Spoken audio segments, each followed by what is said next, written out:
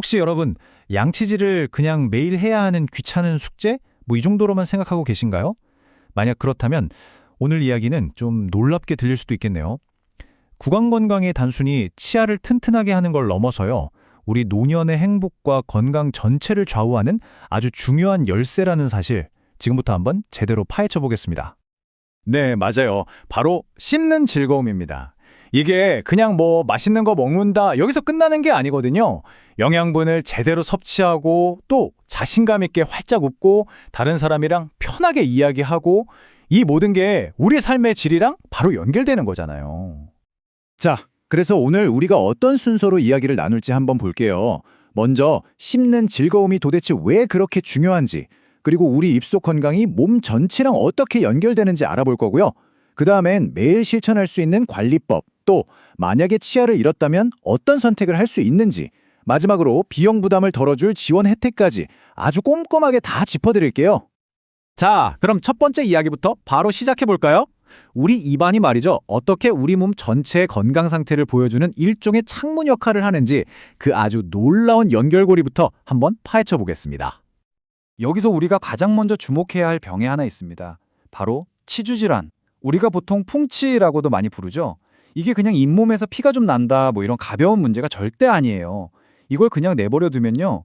치아를 꽉 붙잡고 있는 뼈 자체를 녹여버리는 정말 무서운 감염병입니다. 근데 진짜 놀라운 건 이 잇몸병이 입안에서만 말썽을 부리고 끝나질 않는다는 거예요. 특히 당뇨병하고의 관계를 보면 이건 뭐 거의 충격적입니다. 당뇨가 있으면 잇몸 조직이 잘 회복이 안 돼서 잇몸병이 심해지고요. 반대로 잇몸병의 그 염증 물질이 우리 몸의 인슐린 기능을 방해해서 혈당 조절을 더 어렵게 만듭니다.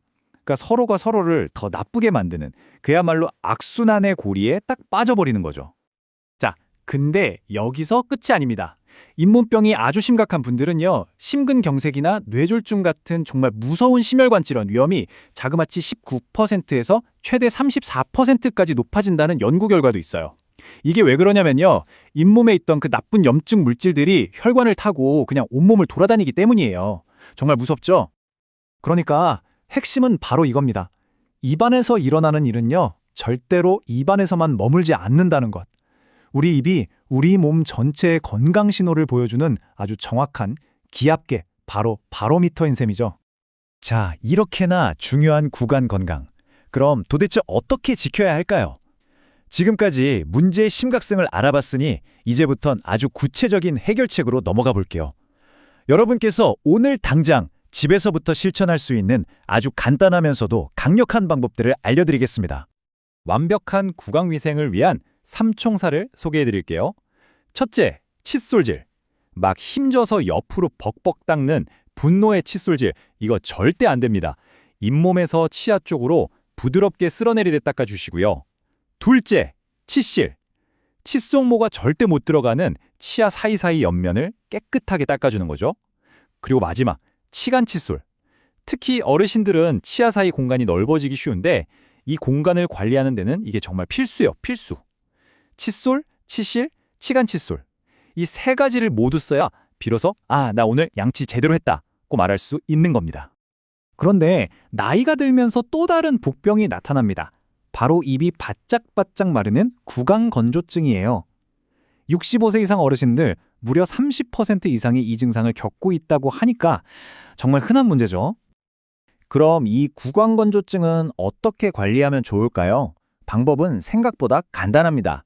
침분비를 도와주는 무설탕껌을 씹거나 하루에 1.5리터 이상의 물을 조금씩 자주 마시는 게 아주 효과적이에요. 반대로 꼭 피해야 할 것들도 있어요. 알코올 성분이 들어간 구강청결제, 커피처럼 카페인이 많은 음료는 오히려 입을 더 마르게 하니까 좀 줄이시는 게 좋습니다. 하지만 정말 안타깝게도 이미 치아를 잃어버린 상황이라면 어떻게 해야 할까요? 이제부터는 상실된 치아를 대체할 수 있는 여러 가지 방법들을 하나하나 비교해보면서 여러분이 가장 현명한 선택을 하실 수 있도록 제가 도와드리겠습니다. 자, 첫 번째 선택지는 바로 임플란트입니다. 이건 뭐 제3의 영구치라고 불릴 정도로 기능적으로나 모양으로나 원래 내 치아랑 가장 비슷한 방법이라고 할 수 있죠. 두 번째는 우리에게 아주 익숙한 방법이죠. 바로 틀니입니다. 가장 큰 장점은 아무래도 비용이 상대적으로 저렴하고 또 치료 기간이 짧다는 점일 거예요. 그리고 마지막 세 번째 선택지는 브릿지입니다. 이름 그대로 빠진 이 양옆의 멀쩡한 치아를 기둥 삼아서 다리처럼 연결하는 방식인데요. 이것도 비교적 빨리 치료를 끝낼 수 있다는 장점이 있습니다. 이 표를 보시면 각 치료법의 장단점이 한눈에 들어오실 거예요. 제가 하나씩 짚어드릴게요.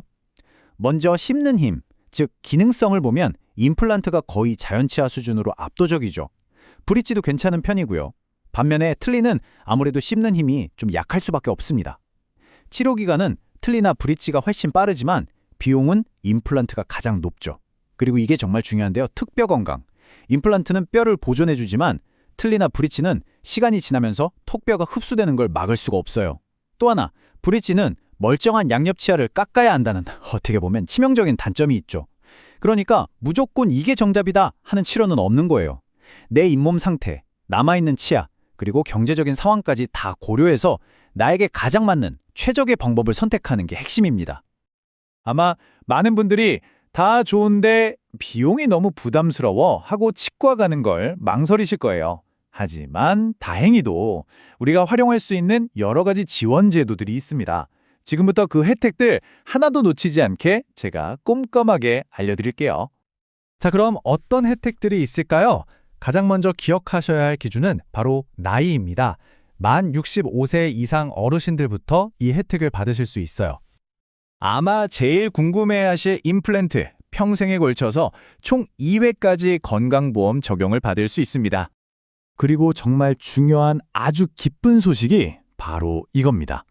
원래는 전체 비용의 절반인 50%를 환자가 부담해야 했는데 이게 30%로 확 줄었어요. 이 말은 곧 전체 치료 비용의 70%를 나라에서 지원해 준다는 뜻이죠. 이건 정말 큰 혜택입니다. 자, 이게 다가 아닙니다. 우리가 놓치면 안 되는 추가 혜택들이 더 있어요.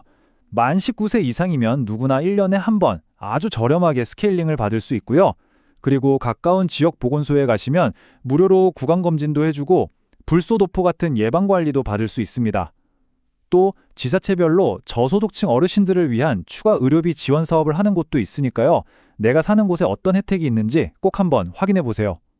결국 우리가 이렇게 열심히 관리하고 또 나라에서 지원까지 해주는 이 모든 것의 목표는 딱 하나입니다. 바로 우리가 맨 처음에 이야기했던 그 씹는 즐거움을 평생토록 건강하게 지켜나가는 것.